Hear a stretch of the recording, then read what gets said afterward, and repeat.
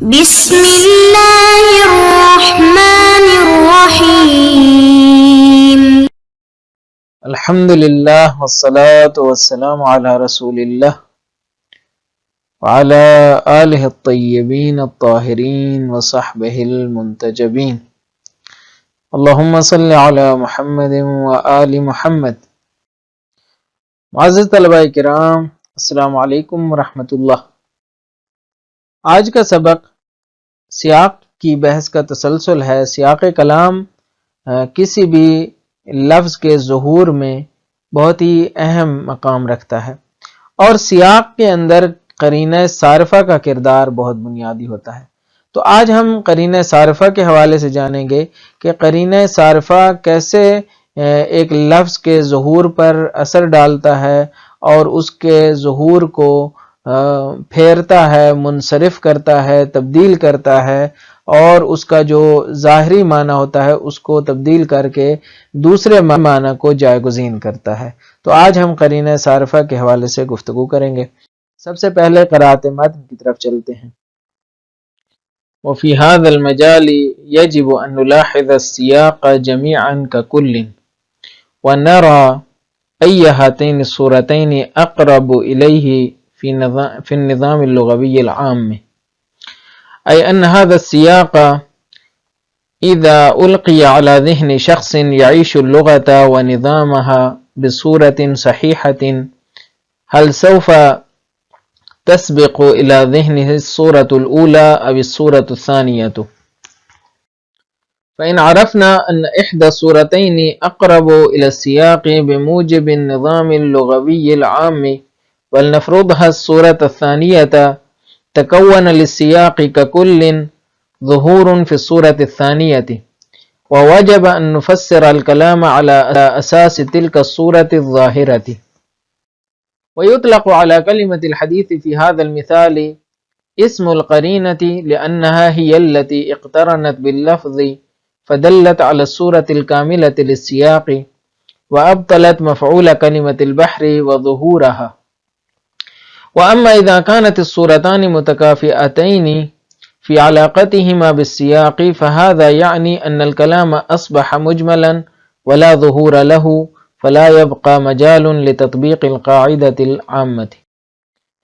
یہ تو عبارت تھی جو ہم نے قرأت کر لی۔ اب چلتے ہیں اہم ترین نکات کی جانب۔ گزشتہ سبق میں ہم نے اس بحث کو مطرح کیا تھا کہ سیاق کلام کیسے ایک لفظ کے ظہور کے حوالے سے ہماری مدد کرتا ہے۔ سیاق کلام کی ہم نے وضاحت کی تھی کہ ہر وہ دلالت حالیہ یا مقالیہ جو کلام کے الفاظ کی مفہومی طور پر وضاحت کرتی ہے۔ کلام کے الفاظ میں جو مفہوم چھپا ہوتا ہے، الفاظ کی جب وضاحت ہو جاتی ہے تو در حقیقت ہم کلام کے مفہوم کو سمجھ جاتے ہیں۔ در حقیقت یوں ہوتا ہے نا کہ سیاق جو ہوتا ہے وہ ایک کل کی حیثیت رکھتا ہے، اور جو الفاظ ہوتے ہیں، الفاظ یہاں پہ ہے، الفاظ یہ کیا ہوتے ہیں؟ جز ہوتے ہیں۔ الفاظ جز ہوتے ہیں اور سیاق کیا ہوتا ہے؟ کل کی حیثیت رکھتا ہے۔ اب ہم نے جز کو کیسے سمجھنا ہے؟ کل کی روشنی میں، اور کل کو کیسے سمجھنا ہے؟ وہ اسی جز کے اجزاء کے تحلیل سے۔ پس جز ہماری مدد کرتا ہے کہ ہم کیا کریں؟ مجموعہ کلام سے ایک نتیجہ لیں۔ تو جز بھی ہمارے لیے کارآمد ہے، کل بھی کارآمد ہے۔ کل جو ہے وہ سیاق ہے، اور جز کیا ہے؟ الفاظ ہیں۔ الفاظ کی جو مفہومی وضاحت ہے وہ کہاں سے ہوتی ہے؟ سیاق سے ہوتی ہے۔ اور سیاق جو ہے خود ڈائریکٹلی الفاظ سے متاثر بھی ہوتا ہے، یعنی سیاق بھی الفاظ سے باہر کوئی چیز نہیں ہے۔ البتہ جیسے کہ میں نے بتا دیا، ایک مقام سخن ہے، ایک خود مقال ہے، یعنی ایک مقام سخن ہے جسے سیاق حالی کہا جاتا ہے یا قرینہ حالیہ بھی کہا جاتا ہے۔ ایک جو ہے وہ قرینہ مقالیہ ہوتا ہے جو سخن کے اندر موجود ہوتا ہے۔ ہم نے اس کی مثالیں دے دی تھیں کہ اذهب الى البحر في كل يوم واستمع حديثه، یہاں پہ ایک ظہور استماع کلام کا ہے جو انسان میں ہے، اور ایک ظہور البحر کا ہے جو کہ سمندر میں ہے۔ اب یا تو البحر کے ظہور کو لیں یعنی سمندر کو لیں اور کلام کی جو ہے توجیح کر لیں اور اس کو کہیں کلام سے مراد جو ہے وہ جو سمندر کی موجوں سے پھوٹنے والی آواز ہے وہ مراد ہے، یا ہم جو ہے وہ کلام کو جو ہے وہ قرینہ قرار دیں اور پھر اس صورت میں ہم بحر کے لفظ سے دستبردار ہو جائیں۔ اسی نقطے کی وضاحت آج کے سبق میں ہم تھوڑا مختلف انداز میں آپ کے سامنے رکھتے ہیں، اور اس کا عنوان یہ ہے کہ سیاق کلام اور قرینہ صارفہ۔ صارفہ یعنی منصرف کرنے والا، یعنی ہٹا دینے والا، یعنی پھیر دینے والا۔ علم الصرف کیا ہوتا ہے؟ یعنی گردان، یعنی جہاں پہ لفظ کے ہیر پھیر کو دیکھا جاتا ہے، لفظ کے مختلف حالات کو دیکھا جاتا ہے۔ دیکھا جاتا ہے ضربا، یضربو، ضربن، ضاربن، مضروبن، ضربا، ضربتا، اضرب، یہ کیا ہے؟ مختلف الفاظ ہیں، مختلف اس کے احوال ہیں اور مختلف پھیر ہیں، آپ یوں کہہ سکتے ہیں، اس کے مختلف پھیر ہیں۔ تو یہاں پہ قرینہ صارفہ کیا ہوتا ہے؟ ایک لفظ کے ظہور کو پھیر دیتا ہے، دوسرے اس میں کنورٹ کر دیتا ہے، در حقیقت کنورٹ کر دیتا ہے۔ وہ کیسے کنورٹ کرتا ہے؟ مثلا اسی مثال کو جو ہم نے کل آپ کی خدمت میں رکھی تھی، آپ دیکھیے کہ استماع کلام، استمع حدیثہ، اس کا ایک ظہور ہے، وہ کس چیز میں ہے کہ کلام کس کی ہوتی ہے؟ انسان کی ہوتی ہے، انسان بولتا ہے، جمادات نہیں بولتے، انسان بولتا ہے، نباتات نہیں بولتے۔ جب ہم کہتے ہیں کہ جا کر بات سنو، باہر کے پاس جاؤ اور بات سنو، تو مطلب یہ ہے کہ کسی انسان کی بات ہو رہی۔ اچھا، دوسری طرف سے البحر کا ظہور ہے۔ البحر کا ظہور کس میں ہے؟ کہ یہ سمندر ہے، یعنی پانی ہے۔ تو یہ دو ظہور ہیں، آپس میں ایک دوسرے کی تفسیر کر رہے ہیں یا ایک دوسرے کے ظہور پر اثر ڈال رہے ہیں، ایک دوسرے کے ظہور کو در حقیقت جھٹلا رہے ہیں۔ پہلا ظہور یہ کہتا ہے کہ یہ انسان ہے، دوسرا ظہور یہ کہتا ہے کہ یہ کوئی چیز ہے، مثلا پانی ہے۔ تو اب کیا ہے؟ یہ دو ظہور ہیں جن میں ہم نے حل کرنا ہے۔ یہاں پہ ایک چیز ہے جس کو ہم قرینہ قرار دیں گے۔ وہ کون سی چیز ہے جس کو ہم قرینہ قرار دیتے ہیں؟ اس کا پروسیجر کیا ہے؟ یہ 3 لائنیں یا 3 جو پیرا لکھے ہیں وہ اس لیے۔ پہلا پیرا جو لکھا ہے اس کو دیکھیے کہ ہم نے دیکھنا یہ ہے کہ سیاق کو ایک کل کے طور پر مد نظر قرار دیں گے، یعنی پوری کلام کو ہم دیکھیں گے کلام کا ظہور کس میں ہے، اور پھر اس کل کی روشنی میں یعنی کلام کی روشنی میں معنی کا تعین کریں گے۔ کیسے کل کی روشنی میں تعین کریں گے؟ دیکھیں گے کہ بھائی اہل لغت جو اس مفہوم میں زندگی گزار رہے ہیں، جو اس لغت میں زندگی گزار رہے ہیں، وہ اس لفظ سے کیا سمجھتے ہیں؟ پورے جملے کو، پورے کل سے مراد یہاں کل جملہ ہے۔ پورے پیراگراف کو فرض کریں، ایک پیراگراف اگر کسی نے لکھا ہے، یہاں پہ مراد ایک جملہ ہے، تو اس کل کو کس نظر سے دیکھتا ہے؟ وہ جب یہ پورا جملہ سنتا ہے کہ اذهب الى البحر واستمع حدیثہ، وہ کل کو کس جہت سے دیکھتا ہے؟ یہاں پہ استماع حدیث کو مقدم کرتا ہے یا البحر کے ظہور کو مقدم کرتا ہے؟ ہم یہاں پہ فرض کر لیتے ہیں، جیسے کہ کتاب میں بھی ہے، کہ استماع کلام یا استماع حدیث یا استماع سخن کا جو جملہ ہے یہ بھاری پڑ جاتا ہے۔ یہ کیا پڑ جاتا ہے؟ بھاری پڑ جاتا ہے، یعنی یہ اس کا ظہور غالب آ جاتا ہے۔ تو ہم کیا کہیں گے کہ یہ جو ہے وہ قرینہ صارفہ ہے۔ یہ کیا ہے؟ قرینہ صارفہ ہے، یعنی اس نے منصرف کر دیا، اس نے پھیر دیا۔ کس کو پھیرا؟ البحر کے ظہور کو پھیرا۔ البحر کا ظہور کس میں تھا؟ سمندر میں تھا۔ اب اس نے پھیر کر کس کی طرف ڈائیورٹ لگایا؟ کس کی طرف لے گیا؟ انسان کی طرف۔ پس البحر سے مراد ایک انسان عالم ہے جس کی شباہت یہ ہے کہ وہ بہت ہی علم کے اعتبار سے وسیع ہے۔ تو وہ انسان اپنے کثرت علم کی وجہ سے، وسعت علم کی وجہ سے سمندر سے تشبیہ قرار پایا ہے، سمندر سے مورد تشبیہ قرار پایا ہے۔ لہٰذا اس میں قرینہ صارفہ موجود ہے۔ یعنی کیا مطلب صارفہ؟ یعنی سمندر کا جو لفظ تھا اس کا ایک ظہور تھا اور اس کا ایک دور کا معنی تھا۔ جو بعید معنی تھا نا وہ اس کو قریب لے آیا، اور جو اس کا قریب معنی تھا اس کو اس نے پھیر دیا اور اس کو دور پھینک دیا۔ لہٰذا یہاں پہ لفظ استماع کلام کیا ہوگا؟ یہ باعث بنے گا کہ ہم البحر کے ظہور کو پھیر کر کسی اور طرف لے جائیں۔ اب اگر ایسا ظہور نہ ہو سکے تو کیا ہوگا؟ کہتے ہیں اگر اس طرح کا کوئی قرینہ صارفہ موجود نہ ہو تو پھر کیا ہوگا؟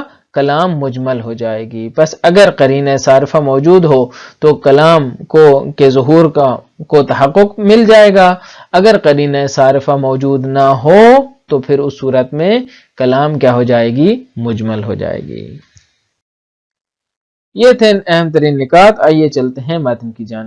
وفي هذا المجال يجب أن نلاحظ السياق جميعا ككل، کہتے ہیں اس میدان میں یا اس حالات میں یا اس صورتحال میں واجب ہے، لازم ہے۔ کون سی صورتحال میں؟ وہ جو ہم نے پچھلے سبق میں آپ کے سامنے ترسیم کی اور اسی سبق میں اس کو دہرا دیا کہ ہمارے پاس دو قسم کے ظہور موجود ہیں۔ ایک ظہور البحر کا ہے جو کہ ہمیں بتاتا ہے کہ استماع حدیث کو پھر ٹھیک کرو، یا استماع حدیث کا ظہور ہے جو کہتا ہے کہ البحر کے ظہور کو درست کرو، یعنی اس کو تبدیل کرو۔ تو یجب اس صورتحال میں ہمارے اوپر لازم ہو جاتا ہے کہ ان نلاحظ السیاق جمیعا ککل، ہم سیاق کو ایک کل کی نظر سے دیکھیں، ونرا، اور پھر ہم یہ دیکھیں کہ ای ہاتین الصورتین اقرب الیہ فی النظام اللغوی العام، کہ کون سی یہ جو صورت ہے وہ اقرب ہے، کون سی ان دو صورتوں میں سے کون سی صورت جو ہے وہ اقرب ہے الیہ الی الظہور فی النظام اللغوی العام، کون سی زیادہ ظاہر ہے۔ پس سیاق کی روشنی میں ہم کیا کریں گے؟ تعین کریں گے ظہور کا، سیاق کی روشنی میں ہم ظہور کا تعین کریں گے۔ ای ان هذا السیاق اذا القی علی ذہن شخص یعیش اللغة ونظامها بصورت صحیحة هل سوف تسبق الى ذہنه الصورة الاولى او الصورة الثانیہ، یعنی یہ سوال رکھیں گے کہ اس قسم کا سیاق، اس قسم کی کلام جب القاء کی جائے، جب مطرح کی جائے، جب طرح کی جائے ایک ایسے ذہن پر، ایسے شخص کے ذہن پر کہ جو لغت کے اندر رہتا ہے، جو صاحب لغت ہے، جو اہل لغت ہے، ونظامہا، اور نظام لغت کے اندر رہتا ہے، یعیش اللغت ونظامہا، یعنی وہ لغت کو جیتا ہے، یعنی لغت کے اندر سانس لیتا ہے اور اس کے نظام کو کے اندر جیتا ہے، بصورت صحیحۃ، اور صحیح صورت میں اس کو سمجھتا ہے، یعنی اس کا جو جینا ہے وہ آگاہانہ ہے، ایسا نہیں ہے کہ وہ نا آگاہ ہو۔ بصورت صحیح سے مراد یہ ہے کہ وہ لغت کے اندر عیش کر رہا ہے، عیش سے مراد اردو نہیں ہے، زندگی گزارنا، یعنی اس لغت کے اندر جی رہا ہے اور اس کے نظام کے اندر سانس لے رہا ہے صحیح انداز میں، یعنی آگاہانہ طور پر۔ هل سوف تسبق الى ذہنہ الصورۃ الاولی او الصورۃ الثانیہ، سوال یہ ہے کہ کیا اس کے ذہن کی طرف پہلی صورت جائے گی یا دوسری صورت؟ پہلی صورت یہ تھی کہ آپ جو ہے وہ البحر کے ظہور سے دستبردار ہو جائیں، اور دوسری صورت یہ تھی کہ استماع حدیث کے ظہور سے دستبردار ہو جائیں۔ کہتے ہیں کہ فَإِنْ عَرَفْنَا أَنَّ إِحْدَى الصُّورَتَيْنِ أَقْرَبُ إِلَى السِّيَاقِ بِمُوجِبِ النِّظَامِ اللُّغَوِيِّ الْعَامِ، ہم اگر جان لیں کہ ایک صورت جو ہے وہ زیادہ قریب ہے، ایک صورت جو ہے وہ سیاق کے زیادہ قریب ہے، بموجب النظام اللغوی العام، کہاں سے ہم سمجھیں گے؟ اس نظام لغوی عام سے، یعنی لغوی قواعد کی روشنی میں۔ وَلْنَفْرُضْهَا مَثَلًا الصُّورَةَ الثَّانِيَةَ، اور ہمارا فرض یہ ہے کہ یہ دوسری صورت ہے، ٹھیک ہے، دوسری صورت ہے۔ کون سی تھی؟ کہ ہم استماع حدیث کے لفظ کو مقدم رکھیں گے اور البحر کے ظہور سے صرف نظر کریں گے۔ تو تکون للسیاق ککل ظہور فی الصورۃ الثانیہ، یہاں پہ سیاق کے لیے تکون پا جاتا ہے، تشکیل پا جاتا ہے ایک کل کے طور پر، یعنی سیاق کو ہم ایک کل کے طور پر دیکھ رہے ہیں، اور یہ سیاق جو ہے اس کے لیے تشکیل پاتا ہے ایک ظہور تشکیل پاتا ہے۔ فی الصورۃ الثانیہ، یہ ظہور کس معنی میں ہے؟ دوسرے معنی میں ہے، دوسری صورت میں ہے۔ وہ ظہور کیا ہے کہ ہم البحر کے ظہور سے صرف نظر کریں گے اور استماع حدیث کو مقدم کریں گے، اور پھر اس صورت میں ہم کہیں گے کہ البحر سے مراد کیا ہے؟ عالم ہے. وواجب ان نفسر الکلام علی اساس تلک صورت الظاہرہ. اور اب یہ جو صورت ہمارے سامنے آئی ہے نا، اس کی روشنی میں ہم کلام کو تفسیر کریں گے. پھر کیا کہیں گے؟ کہیں گے کہ یہاں پہ وَيُطْلَقُ عَلَى كَلِمَةِ الْحَدِيثِ فِي هَذَا الْمِثَالِ اسم القرینہ. یہاں پہ جو حدیث کا لفظ تھا اس کو ہم قرینے کے طور پر لیں گے.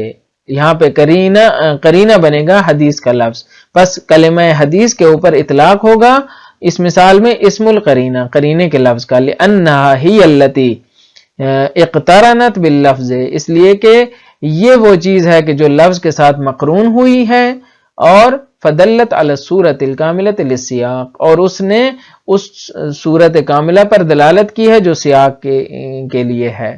پس جو سیاق کی جو کامل صورت ہے اس پہ جو دلالت ہے وہ کس نے کی ہے؟ اس لفظ حدیث نے کی ہے. وَأَبْطَلَتْ مَفْعُولَ كَلِمَةِ الْبَحْرِ وَظُهُورَهَا، اور در حقیقت اس کلمہ حدیث نے باطل کیا ہے کس کو؟ مفعول کلمت بحر کو، کلمہ بحر کے مدلول کو، وظہورها، اور اس کے ظہور کو. کلمہ بحر کا ظہور کس میں تھا؟ سمندر میں. اب اس نے کیا کیا؟ تبدیل کر دیا، اور بحر کے لفظ کا ظہور اب عالم کثیر العلم کے اندر ہو گیا. پس یہ تو ہے قرینہ صارفہ کا کردار. اگر کوئی قرینہ ایسا موجود ہو تو ہم اس کو قرینیت کو لے لیں گے، اور یہ منصرف کر دے گا اس لفظ کے ظہور کو، باطل کر دے گا. وَأَمَّا، لیکن آخری صورت یہ ہے کہ ایسی قرینیت نہ ہو بلکہ ہر دو کا ظہور متکافئ ہو جائے. اذا كانت الصورتان متکافئتین فی علاقتہما بالسیاق، جب دونوں صورتیں متکافئ ہو جائیں، ایک دوسرے کے ہم پلہ ہو جائیں، ایک دوسرے کے برابر میں آ کھڑی ہوں. فی علاقتہما بالسیاق، دونوں کے علاقے کے اعتبار سے سیاق کے ساتھ، یعنی سیاق کے ساتھ دونوں کا جو علاقہ ہے وہ برابر کا ہو. فہذا یعنی ان الکلام اصبح مجملا، اس کا مطلب یہ ہوا کہ پھر کلام مجمل رہ جاتی ہے. ولا ظہور لہ، اور اس کا کوئی ظہور نہیں ہے، کیونکہ دونوں کا سیاق کے ساتھ تعلق برابر کا ہے، دونوں میں کوئی بھی قریب نہیں ہے کسی معنی کے لحاظ سے، سیاق میں ظہور نہیں دے رہی. لہٰذا جب سیاق میں کوئی ظہور نہیں دے رہی اپنا، تو اس صورت میں کلام مجمل ہو جائے گی. فلا يبقى مجال لتطبیق القاعدۃ العامہ، تو بس یہاں پہ کوئی مجال ہی نہیں ہے کہ آپ قاعدہ عامہ کو تطبیق دے سکیں. قاعدہ عامہ کیا تھا؟ اصل تطابق، کہ جب ایک کلام کا ظہور آئے گا تو ہم اس ظہور کو حجت مانیں گے کہ اصل تطابق کی وجہ سے. جب ظہور ہی نہیں ہے، لا ظہور لہ، تو پھر لا مجال، پھر اس صورت میں تو کوئی مجال ہی نہیں ہے کہ ہم قاعدہ عامہ کو تطبیق دے سکیں. خلاصہ یہ ہے کہ آج کا سبق سیاق کلام اور قرینہ صارفہ کے حوالے سے تھا. آج ہم نے سیاق کلام میں قرینہ صارفہ کے نقش کے اوپر روشنی ڈالی، اس کے کردار کے اوپر روشنی ڈالی کہ اس کا کیا کام ہوتا ہے، اس کی کارکرد کیا ہوتی ہے. ہم نے بتایا کہ ہم سیاق کو ایک کل کے طور پر دیکھیں گے، اور پھر دیکھیں گے کہ کل کی روشنی میں معنی کا تعین کیسے ہوتا ہے. پھر ہم بتائیں گے کہ جو کل کلام ہے اس کے سیاق میں الفاظ کس ظہور کے ساتھ ہیں، کون سے ظہور کی زیادہ تائید کرتے ہیں. اگر تو ایک لفظ کا ظہور سیاق میں غالب ہو جائے تو وہ قرینہ صارفہ بنے گا. پس سیاق میں قرینہ صارفہ کا کردار یہ ہے کہ ایک کل کے اندر وہ ایک جز میں، یہاں پہ جز کے تناظر میں ہم دیکھیں گے، اور اس کلی پکچر میں اور بڑی تصویر میں ہم الفاظ کو دیکھیں گے، اور پھر الفاظ کے اندر ہم معنی کا تعین کریں گے، اور دیکھیں گے کہ کون سا معنی زیادہ فہم کے نزدیک ہے، اور کون سا معنی ہمیں زیادہ جو ہے وہ اہل لغت کو سمجھ میں آ رہا ہے. تو اسی کی روشنی میں وہ قرینہ صارفہ بنے گا اور دوسرے ظہور کے اوپر غلبہ کرے گا. جیسے ہم نے مثال دی کہ استماع لفظ، استماع سخن یا استماع حدیث قرینہ بنے گا کہ البحر کا ظہور جو ہے وہ ہٹ جائے اور اپنے ظہور سے وہ منصرف ہو جائے. تو یہ قرینہ صارفہ ہے. اور پھر ہم نے بتایا کہ اگر یہ صورت نہ ہو، یعنی اگر یہ غالب نہ آئے، دوسری صورت یہ ہے کہ اگر یہ غالب نہ آئے تو پھر کیا ہے، کلام مجمل ہو جائے گی، یعنی کلام کا پھر کوئی ظہور باقی نہیں رہے گا۔ مجھے امید ہے یہ سبق بھی آپ کے لیے مفید واقع ہوا ہوگا۔ اجازت دیجیے، اللہ تعالیٰ آپ کا حامی ناصر ہو۔ والسلام علیکم ورحمۃ اللہ وبرکاتہ۔